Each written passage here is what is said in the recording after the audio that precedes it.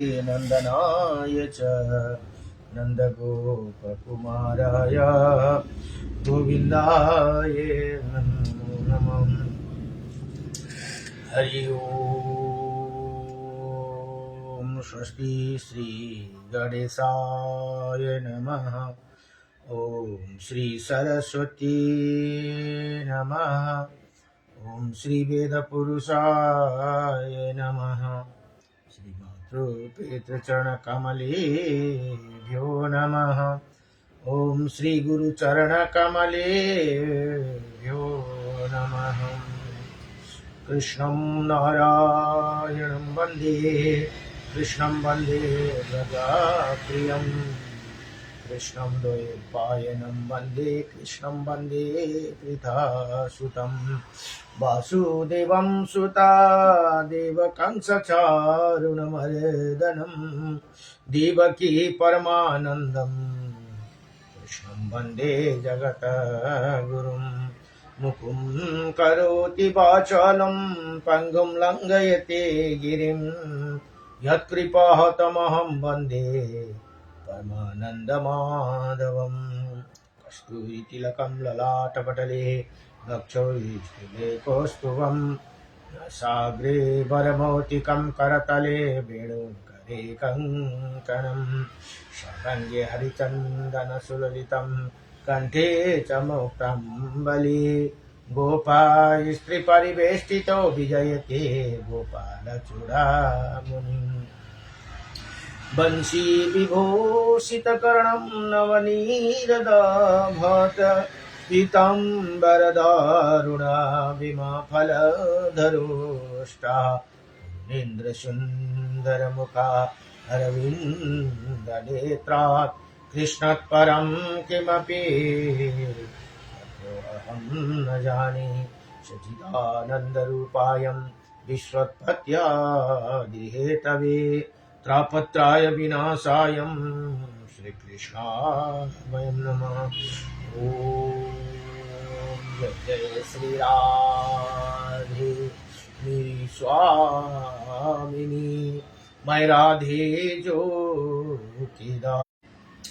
श्री चरण को बास जन्म जन्म दीजियो मोहे श्री वृंदावन को बास। नारायणं नमस्कृत्यं नरं चैव नरोत्तमं देवीं सरस्वतीं नमो भगवते वासुदेवाय नमः। अखण्डमण्डलकारकं व्याप्तयनं चराचरं तत्पदं दर्शितं येनं तस्मै श्री गुरवे नमः। ओम जय जय श्री सतगुरु भगवान को। अहिले श्री भक्तमाला ग्रन्थ अध्यानोदयसन भक्तमाल को आज 24 अध्यायमा यदुजी भगवान कृष्ण का पिताजी का यहाँ कथा बताउनुहुन्छ। नारायणं परम ब्रह्म नारायणं परम तप नारायणं परम देव सर्वनारायणं सदा रामाय रामभद्राय श्रीरामचन्द्राय वेदसी श्री रघुनाथाय नाथाय सीताय पतये नमः। ओम नमो भगवते वासुदेवाय।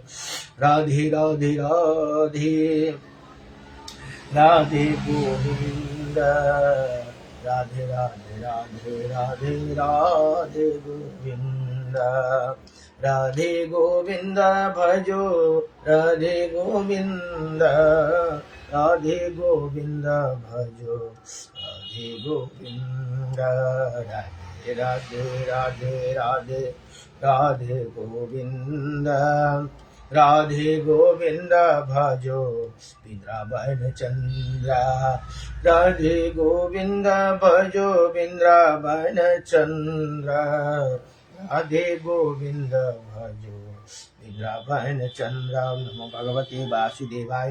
यहाँ बताउनुहुन्छ श्री यदुजी को भन्नुहुन्छ राजा ययाति के प्रथम पुत्र भनेर यहाँ बताउनुहुन्छ। राजा ययाति के प्रथम पुत्र देवकी के गर्भ से उत्पन्न हुए थे भनेर यहाँ बताउनुहुन्छ।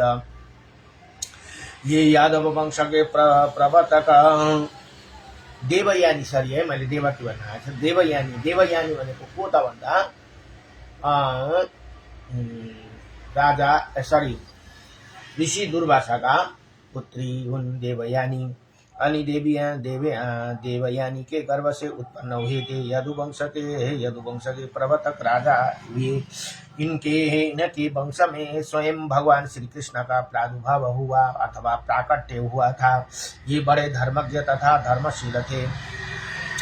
यथा यथा अवधूतं द्विजं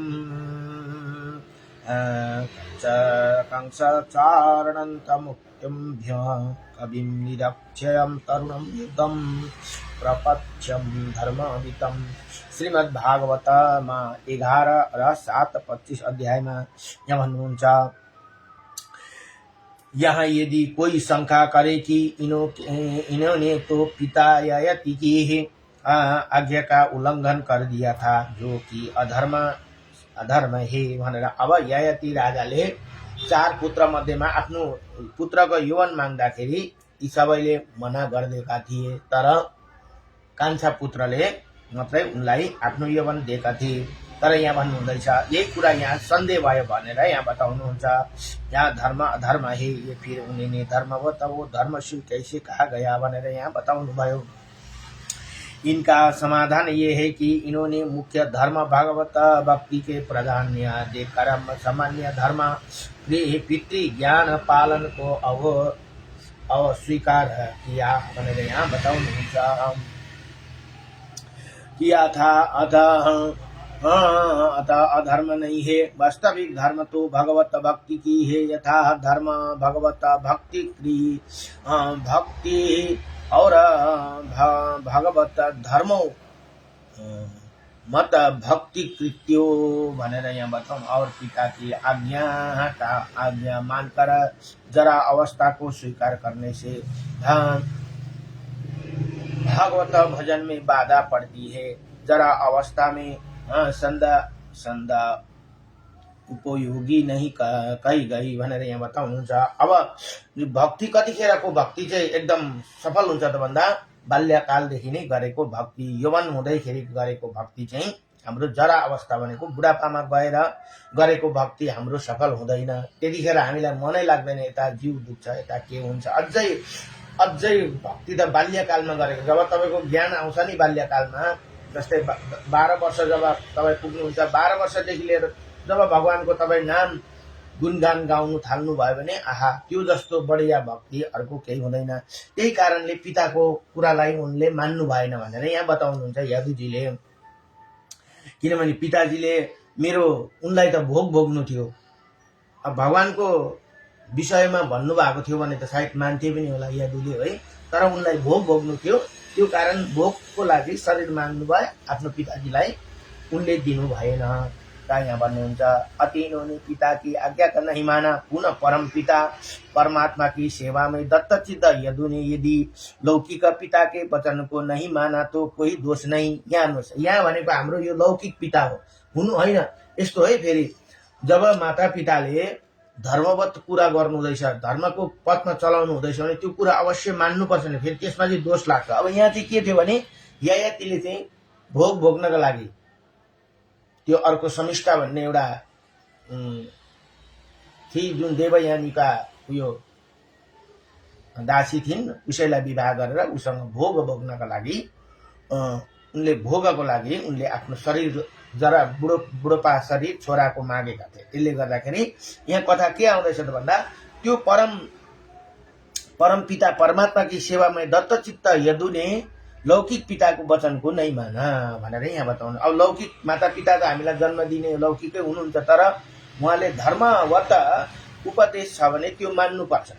तर भोग विलासको लागि भन्नुभयो भने त्यो नमानेर भगवानको भक्त भइयो भने त्यो हामी सर्वश्रेष्ठ हुन्छ भनेर यहाँ बताउनुहुन्छ। सामान्य धर्म से विशेष धर्म श्रेष्ठ है। पुनः राजा ययाति के आज्ञा पालन यदु को महान अनुचित ये दिखाई पड़ा कि मुझे पुत्र की युवा अवस्था से माता के साथ भोग विलास करना चाहते हैं। अब अर्को कुरा यदुले के सोच्नु भयो, मेरो शरीर लगेपछि त मेरै मातासँग उसले त भोग विलास गर्नको लागि माग्दैछन्, तर म आफ्नो मेरो यौवन शरीर कसरी म पिताजीलाई दिन्छु? त्यो पिताजीलाई दिएपछि त उनले त भोगको लागि मागेको, यो मलाई उचित भएन, म यो दिन सक्दिन भनेर यदुले साथ मना गरिदिनु भयो भनेर यहाँ बताउनुहुन्छ। यदि यदि दिखाई पड़ा यहाँ भन्नुहुन्छ अनुचित युवा अवस्था माता के साथ भोग विलास गर्न चाहते थे जो कि सर्वथा धर्म के प्रतिकूल है। अब हेर्नुहोस् त यस्तो कुराहरू उहाँले चाहिँ पहिल्यैदेखि याद गरेर। अब हरिवंश पुराण में वर्णन आता है कि यदु जी ने किसी ब्राह्मण को उनके अनिदृष्टि कार्य की पूर्ति वचन दे दिया था भनेर यहाँ बताउनुहुन्छ। जरा अवस्था के अंगीकार करने पर वो कार्य संपादन असंभव हो जाते हैं, इसीलिए भी पिता की आज्ञा नहीं मानी भनेर यहाँ बताउनुहुन्छ। इनमें यदु जी का ब्राह्मण तत्व प्रदर्शित होती है भनेर यहाँ बनाउ। ब्रह्मा हत्या त ब्राह्मण यता प्रदर्शित होते हैं। पुनः यदि यदु जी ने पिता की एक आज्ञा नहीं मानी तो उन्होंने प्रायश्चित के लिए संपूर्ण जीवन धर्मचारण में बिताया भनेर यहाँ बताउनु भयो। और इनकी धर्मशीलता परम प्रणाम तो यही है कि स्वयं भगवान उन्हें कुल में जन्म दिया। यदु जी महाराज भगवान दत्तात्रेय जी का ज्ञान प्राप्त कर जीवन मुक्ति हो गए। अंत में भगवान दत्तात्रेय से ज्ञान मुक्ति उनको उन्हें देखि यज्ञ लिएर उनको जीवन मुक्ति भयो भनेर यहाँ बताउनुहुन्छ। अब श्री गुह निषाद जी को कथा आयो है। अब आहा निषाद जी कस्तो हुनुहुन्थ्यो, भगवान रामको परम भक्त परम मित्र है, मित्र प्लस भक्त, भगवानको मित्र भक्त हुनु पायो भने कति आनन्द। यहाँ अब कथा आउँदैछ, ये भगवान श्री राम जी के अत्यन्त प्रिय शाखा भनेको अत्यन्तै हामी प्रिय नजिककोलाई शाखा पनि भनिन्छ, मित्र पनि भनिन्छ है, भक्त पनि भनिन्छ। शाखा के थे जाति के निषाद एवं सिंगर बेरपुर का राजा थे भनेर यहाँ बताउनुहुन्छ। अब शिव पुराण में इनके पुनर्जन्म प्रसंग प्राप्त होते हैं। कथा इस प्रकार है, एक जंगल में गुरुद्रोह नाम का एक भील रहता था। ये शिव पुराण में आउँछ है। जुन शिवरात्रि के दिन उनले भगवान शिवको बाट आशीर्वाद प्राप्त गर्नु भएको थियो। अनायासै ऊ शिकारी थिए। अब मैले कथा अलिकति तपाईलाई जोडिहालेँ है। शिकारी थिए, शिकार खेल्न गएको, रातभरि जंगलमा एउटा बेलको वृक्षमा, उनलाई बेलको वृक्ष भन्ने पनि थाहा थिएन अनि मुनि शिवलिङ्ग छ भनेर त्यो पनि थाहा थिएन। अनायासै उनी शिकार मार्न बसेका, बस्दा बस्दै यसो बाण ताक्थे, घरिघरि शिकार आएको जस्तो लागेर त्यतिखेर एउटा बेलपत्ता झरेर तल शिवलिङ्गमा झर्थेछ।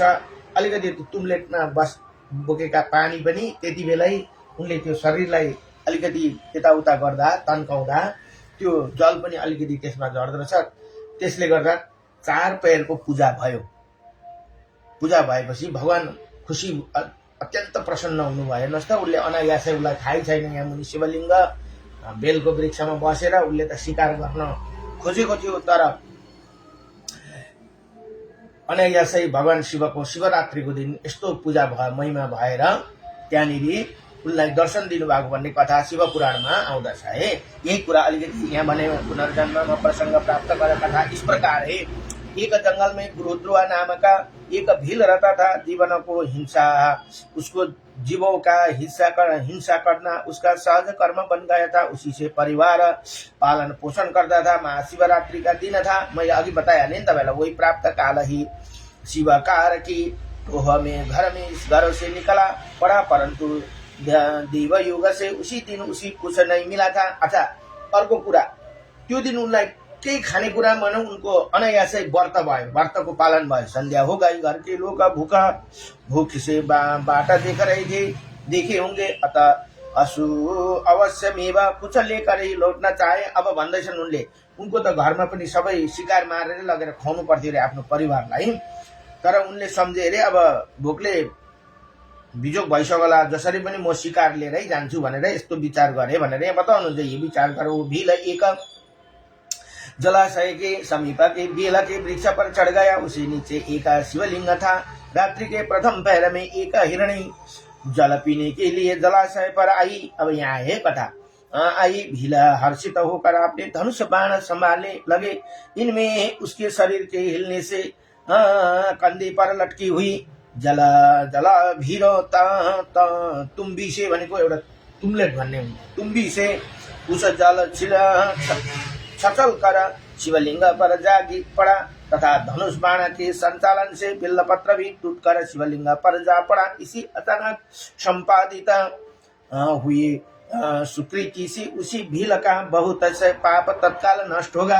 एक बिल्लपत्रम चढायो भने पनि र भगवान शिवलाई केही चाहिँदैन। यसै भगवान शिव आशुतोष हुनुहुन्छ, परम दयालु हुनुहुन्छ। एउटा एक पत्ता बेलपत्ता र एक लोटा जलले नि भगवान शिव प्रसन्न हुनुहुन्छ है। यहाँ भन्नुहुँदैछ पहिलो त्यो बेलपत्ताको पत्ता झरेर त्यो अलिकति टुम्लेटको पानी झर्दै उसले त्यतिकैसम्म गरेको पाप उसको नष्ट भयो भनेर यहाँ बताउनुहुन्छ। वे सुकृति से उसका भील बहुत सा पाप तत्काल नष्ट हो गया। इन्होंने हिरण की दृष्टि व्याधा पर गई और वही अभिप्राय के समझकर बोली। अब हिरण बोली, व्याधा मैं अपने बच्चों को, अपनी बहन को अथवा स्वामी को सौंपकर अभी आता हूँ। फिर तुम्हें मुझे मारकर अपनी उदर पूर्ति भनेको भुँडी भर्न भनेर यहाँ बताउनु कर लेना। शपथ पूर्वक कहता हूँ कि मेरा वचन को विश्वास करो भनेर अब ती हिरणी भन्दैछिन्। आकाशमा संपन्न शिव अर्चना के पुष्प प्रथम से व्याधा ने दया करके उसी हिरण को छोड़ दिया। अब हेर्नुहोस् त भगवान शिवकोमा बेलपत्र झर्यो, जल पनि झर्यो, तर उनलाई त्यो मनमा एक प्रकारको दया भाव आयो अरे। त्यति भन्ने बित्तिकै हिरणले अब मेरो साना साना बच्चा छन्, मैले यसै बच्चालाई नभनिकन म आएँ। अब म गएर अब यो चाहिँ शिव पुराणमा के भनेर वाचा गरिन् त्यो सबै आउँछ है कथा। म पति र मेरो बहिनीलाई जिम्मा लगाएर म आउँछु भनेर ती हिरणले भन्ने बित्तिकै उनलाई दया भाव आयो। थोड़ी देर बाद उसी हिरण के बहन दूसरी हिरण भी जल पीने के लिए वहाँ आई। अब दीदीलाई खोज्दै त्यो बहिनी आइन रे, हिरण की बहिनी। उसके वध का उपयोग उद्योग करते समय पुनः पूर्ववत जल अर्को पार्टी फेरि एकपल्ट जल पनि शिवलिङ्गमा झर्यो र फेरि धनुष बाण तन्काउँदा बेल्लपत्र पनि फेरि शिवलिङ्गमा अनायासै गिर्यो। त्यो उसलाई थाहा छैन त्यो भिललाई गिरा। इसी हरिण से भी व्याधा ने पहले हिरण के सामने ही वार्ता की। व्याधा ने इसे भी छोड़ दिया।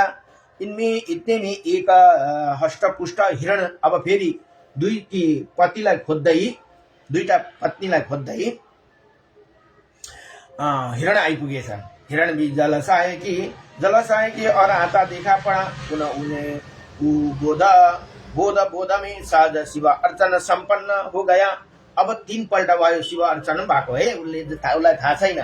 वध का अभिप्राय समझकर हिरण के भी ये निवेदन किया कि अभी मैं अपने बच्चों को उनकी माता के हाथों में सौंपकर आता हूँ। व्याधा यद्यपि स्वयं बहुत भूखा था, परिवार के लोग अत्यंत क्षुधा रहित होकर उसके आने की बाट देख रहे थे, परंतु श्री शिवजी की कृपा से उसके समस्त पाप नष्ट हो गया। अब त्यो 3 पैरको पूजा अनायासै भएपछि उसको समस्त पाप नष्ट भयो भनेर यहाँ बताउनुहुन्छ। हृदय शुद्ध हो गए तथा शिवरात्रि के दिन उनके जो अनायासे व्रत एवं शिव अर्चना कर लिया, उसके फल स्वरूप उसे आशुतोष और अरोरा दानी शिव की कृपा प्राप्त हो गई। व्याधा ने दया पर बस वो मृगा को छोड़ दिया, निवास स्थान पर दिया। वही निवास स्थान पर पहुंचने पर जब मृग और दोनों मृगिया मिली तो परस्पर विचार विमर्श कर उन्होंने यही निर्णय किया कि हम सब लोग मिलकर व्याधा के पास चले, क्योंकि सब सत्य की सुगंध खाई है। माता पिता के जाते देखा बच्चों ने भी लगा कि इसी मृग समूह के देखकर व्याधा ने बड़ा ही हर्ष हुआ और धर्म धनुष पर बाण संधान करने का उपक्रम करने लगा। पुनः जल और बिल्लपत्र शिवलिंग पर फिर गिरा भनेपछि अब 4 पैर को पूजा पूरा भयो। उसी व्याधा के पाप तो पहले की पूजा से प्रभाव नष्ट हो गए थे। अब इस बार तो उसे दया के साथ विवेक भी प्राप्त हो गई। अब दया को साथ साथ विवेक पनि प्राप्त भयो। ओहो यो काम मैले गर्नु हुँदैन। एउटा हामीले हुन्छ नि एउटा बुद्धिले आउँछ, गलत काम गर गर गर गर भन्छ नि, त्यहाँबाट त्यो गलत काम गर्ने बेलामा अर्को सद्बुद्धि आउँछ। ओहो यो काम हामीले गर्नु हुँदैन है भनेर एउटा सद्बुद्धि हुन्छ नि, विवेक त्यतिखेर उसलाई पलायो। अब मैले यहाँ बताउनुहुन्छ धनुष त उसले ताने, तर तान्ने बित्तिकै फेरि एकपल्ट फेरि बेल्लपत्र र त्यो उनको तुम्बीमा राखेको पानी त्यो आफै झर्यो, तल झर्दाखेरि शिवलिङ्गमा लाग्दैछन्। पहिलेकी पूजा प्रभाव से उसको पहले गर्दा फर्स्टमै गर्दा उसको पाप तो नष्ट हो गयो। इसी बार तो उसी दया के साथ विवेक की प्राप्ति हो गई। व्याधा ने साहस बढी ही आत्मा गिलानी हुई। उसलाई त्यतिखेर याद भयो, ओहो मैले यत्रो वर्ष पशु मारेर पशु होकर भी कितने आत्मा गिलानी हुई कि ये पशु होकर भी कितने परमार्थ निष्ठा है। अब यो पशुले पनि हेर्नुहोस् त कस्तो बाचा गर्यो म माथि, र सबैले उनको वचन निभाए। चारैजना सबै परिवार हेर्नुहोस् है, ती हिरणको परिवारहरू त्यहाँ उपस्थित भए।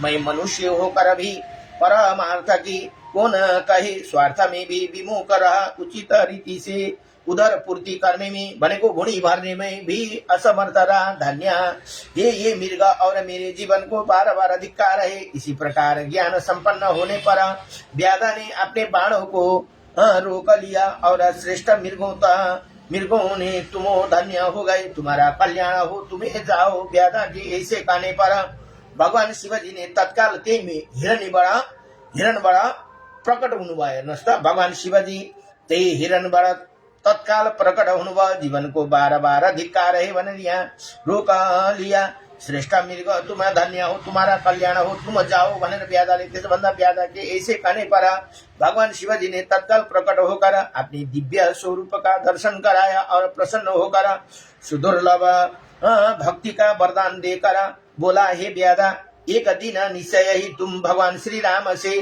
तुम्हारा घर, हेर्नुहोस् त भगवान श्री राम तुम्हारा घर आएंगे भनेर यहाँ बताउनु। जस्तै माता सबरीलाई ऋषि मतंग ऋषिले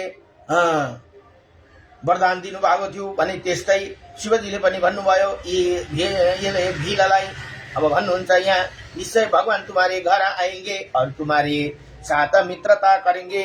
हे मृग, ये मृग भी शिवजी का दर्शन करा, दिव्य रूप धारण कर शिवलोक में चले गए। और वही भील की कालांतर में सिंह बेरपुरा का राजा निषाद राज गुहा हुआ, जिसे श्री राम जी ने अविचल प्रीति थी। तभी तो कहा कि शिव सेवा कर फल श्रुति, सोही अविरल भगति राम पद होई भनेर यहाँ सानो पद पनि बताइदिनु भयो। निषाद राज गुहा के श्री राम जी के प्रथम मिलन का बड़ी मधुर कथा संत महानुभाव इसी प्रकार वर्णन करते हैं। निषाद राजा के पिता और चक्रवर्ती महाराज धीराज श्री दशरथ जी के बड़े मित्रता थी। और ये वो समय पर श्री अयोध्या आया करते थे। जुन निषाद का पिता है, जिस समय श्री दशरथ जी के यहाँ प्रभु श्री राम का प्रादुर्भाव हुआ, उसी समय वो अत्यंत वृद्ध हो चुके थे। लाला के बधाई लेकर तो स्वयं आए थे और चारों कुमारों को दर्शन कर परम सुख पाए थे। परंतु एक तो स्वयं जरा ग्रस्त थे भनेको एकदमै बुढो हुनुहुन्थ्यो भनेर बताउनुहुन्छ। दूसरे बालक गुहा नित्य अयोध्या के लिए मचलता रहता था, और जब से उन्हें श्री राम की शोभा का वर्णन हुआ था तब से वो श्री अयोध्या जी जाकर भ्राताओं सहित श्री राम का दर्शन करने के लिए विशेष उत्कण्ठित रहने लगा था भनेर यहाँ बताउनुहुन्छ। हुन्छ नि त्यो एउटा बाल्यकालमा है हामीलाई कुनै कुरा अत्यन्त कोहतुल है भगवानको दर्शन गर्ने अथवा केही भक्ति विषयमा कोहतुल भयो भने यस्तो आशीर्वाद प्राप्त हुन्छ है। यहाँ ती निषाद राजलाई त्यस्तो हुन्थ्यो अरे, सानैदेखि भगवानको दर्शन गर्नु बार बार गरिरहँ भए जस्तो लाग्थ्यो भनेर यहाँ बताउन। आज कल करते 5 वर्ष बीत गए। गुहा अभी कुछ बड़ा भी हो गया था और उधर राजकुमार भी अवध की गलियों में भी विनोद करते हुए बिहारने लगे। तब एक दिन वृद्ध पिता ने गुहा को अयोध्या जाने की आज्ञा दी। गुहा के हर्ष बराबर नहीं रहा। भटके लिए पन कंदमूल फल तथा चारों राजकुमार के लिए चारा जोड़ी। रुरु नाम का मृग के चर्म को, ये रुरु नाम का मृग भनेको सबसे उत्तम है मृग, ये रुरु मृग के चर्म बनी दुई सुंदर पहनिया बगल में दबाए हुए गुण श्री अयोध्या के लिए चढ़ पड़े। हृदय में अनेका अनेका मधुर भावना को सजाए हुए, पिता के द्वारा सुने हुए राजकुमार को सुंदरिया मधुरिया का अनुचिंतन करते हुए श्री गुरु जी श्री अवध में पहुंचे भनेर यहाँ बताउनुहुन्छ। मन में विचार आया प्रथम श्री सरयू में स्नान कर लूं, फिर दरबार में चलूं। अतः श्री सयूर तट पर उपहार की पोटली रखकर स्नान करने लगा। तब तक कहीं देखता है कि 4 बालक उपहार पोटली खोल रहे। बालक बड़े मधु समुदर थे, बड़े सुदूर थे। देखते ही मन मोह गया और उसे ऊपर से और उन्हें मना करते रहे, परंतु भीतर से ये रहा कि खोल लो पहन लो, और तो आपके लिए ही लाया हूँ भनेर यसरी मनले मुखले चाहिँ भन्दैछन् ए बालाको नचलाऊ, तर भित्र मनले के भन्दैछन्, आहा यिनीहरूले पोटली खोलेर मैले ल्याएको चिज उनीहरूले लगाइदिउन् भनेर भित्र मनबाट। त्यही कारण भन्छ नि भगवान हामीलाई भगवानको लागि के चाहिन्छ त भन्दा भाव चाहिन्छ। हे भगवानको लागि भित्र हाम्रो यो मनभित्र भाव हुनुपर्छ, अनि मात्रै भगवान हामीदेखि प्रसन्न हुनुहुन्छ भनेर यहाँ बताउनुहुन्छ। यी राजा गुहाले यहाँ भन्दछन्, उनले मुखले त ए नानी हो नचलाऊ भन्दैछन्, तर मनभित्रबाट के भन्दैछन् त भन्दा त्यो खोलेर तिमीहरू तिमीहरू लगाऊ भनेर उनले भन्दैछन्। पहन लो और अपने लिए लाया हूँ। हुआ भी ऐसे ही मना करते रहे। बालकों ने पोटली खोली और पहना ली भनेर त्यो जुन हिरणको उनको चर्म को वस्त्र बनाएर ल्याउनु भएको थियो त्यो लगाउनु भयो। और केले के फल लेकर खाते हुए सरयू तट पर बिहारने लगे। बूढ़ा राजा नवराजा भी हो लगे, गुह नाराज भी हो रहा था और प्रसन्न भी। बाहिरबाट चाहिँ ए नानी हो त्यो नखाऊ भनेर अलि रिसाए जस्तो गरिरहनु भएको छ अरे। भित्र मनले चाहिँ फेरि प्रसन्न, आहा मैले ल्याएको चिज खाइदिनु भयो भनेर अति प्रसन्न भइरहनु भएको छ। स्नान कर बाहर निकला, वस्त्र बदल कर बालकों को समीप पहुंचा। यी बालकों कौन त भन्दा राम लक्ष्मण र भरत शत्रुघ्न को साथ में पहुंचा। कुछ रिज से कुशसी खीजा से पूछा, आप लोग किसके बालक है? आप लोगों को मालूम नहीं मैं यहाँ उपहार चक्रवर्ती महाराज कुमारों के लिए लाया था। अब नचिने जस्तो गरेर उनले भन्दछन्, तिमीहरू कसका बालक हौ? यो त मैले चक्रवर्ती सम्राट के रे दशरथका बालकको लागि लिएर आएको थिएँ भनेर यी बुढा राजा भन्दछन्। बालक मधुर मुस्कान पूर्वक बोल पड़े, अहो अहो तब तो हमारे लिए ही था। बुढ़ाओं ने पूछा, तो क्या महाराज दशरथ जी के राजकुमार आप ही है? बालकों ने उत्तर देने के पूर्व ही बुढ़ा का हृदय में बोल पड़ा, गुहा सचमुच महाराज दशरथ राजकुमार यही है, तुम्हारे परम आराध्य प्रिय शाखा है भनेर यहाँ बताउनु। उनको मनले त्यसरी बोल्दैछ अरे, हेर्नुहोस् यही हो तेरो मनको प्रिय शाखा चाहिँ यी नै हुने भनेर मनले उनलाई बताइरहेको छ अरे। तुम्हारे जीवन धन प्राण सर्वस्व यही है भनेर यसरी बताउँदछन्। बुढ़ा के हृदय के कथन का ही समर्थ्य बालकों ने भी किया। वो बोले, हे शाखा राजकुमार हरामही। हाँ, बुढ़ा की आंखों में सजल हो गई, हाथ जुटा गए, शीशा झुक गई। शरण पर गिरने के पूर्व ही राजकुमारों ने हाथों से थाम लिया। श्री राम लक्ष्मण दाहिने हाथ पकड़ लिया और श्री भरत और शत्रुघ्न ने बायां हाथ पकड़ लिया कि चले अपने मित्र को महल की और गदगद हो। कृपा को विचार कर श्री चक्रवर्ती चर्चित है। शाखा प्रेम को देखकर राजकुमारों ने पिताजी को प्रणाम किया। वह ने भी सरयू नयन पुलकिंतना विहल वाणी से दशरथ को हाथ जोड़कर अभिवादन किया। श्री राम लाला ने अपने नए शाखा का परिचय दिया। श्री दशरथ जी ने जैसे अपने पुत्र को हृदय से लगाया, वैसे ही गुणा को भी हृदय से लगा लिया। श्री दशरथ जी ने देखा कि राम बड़े प्रसन्न है। अपनी इन शाखाओं के और सखियों ने भी तुम मन प्राण निछावर कर दिया है। उन्हें ऊपर महाराज ने रोक लिया। गुरहा को श्री अयोध्या में ही बहाना ये बताया कि तुम यहाँ रहकर मेरे पुत्र को धनुर्विद्या का अभ्यास कराते रहो। वन में शिकार खेलना सिखाया। पर वो गुणा के ये तो मना जन्म रंग जो जनु पारस पावा। सत्य उपाख्यान ग्रंथ में विस्तार से राजकुमार गुहा के साथ वन क्रिया का प्रसंग वर्णन किया गया है भनेर यहाँ बताउनुहुन्छ। एक बार श्री रामचंद्र जी अनुज के शाखाओं ने कहा कि आज वन में प्रथम शिकार सामने आएगा, उस पर सिर संधान में करूंगा। यदि दूसरा कोई बड़ा बार करेगा तो उसे पिताजी से कहकर दंड दिलाऊंगा। सब लोग सजग हो गए। संयोग के बाद वन में पहुंचते ही एक सिंह सामने आ डटा। लोगों जहां से तहां खड़े हो गए। श्री राम सर संधान विलंब कर रहे थे। सिंह पर उस पर टूटने ही वाला था। अनुज एवं अन्य शाखा श्री राम का पालन करते हुए अपने स्थान पर थे।